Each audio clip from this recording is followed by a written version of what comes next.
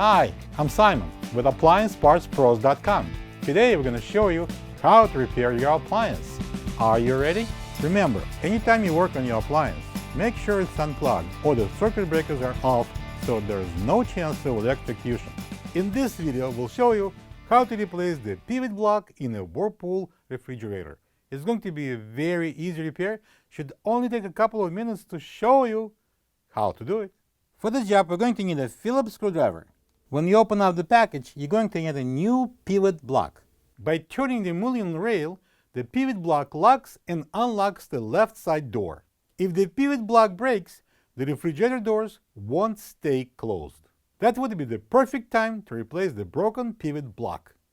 Open the refrigerator doors.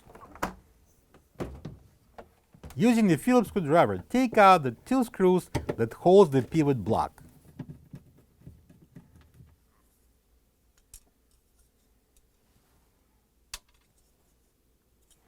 This is the old pivot block next to the new one. If you don't have this part, you can get it from AppliancePartsPros.com.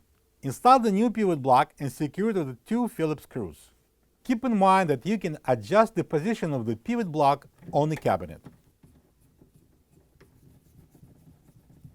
Now we can close the doors and plug the fridge in. Thank you for being a part of another successful repair brought to you by AppliancePartsPros.com. For any of your future appliance repair projects, please check out our other repair videos available on our site, on Facebook, and on YouTube.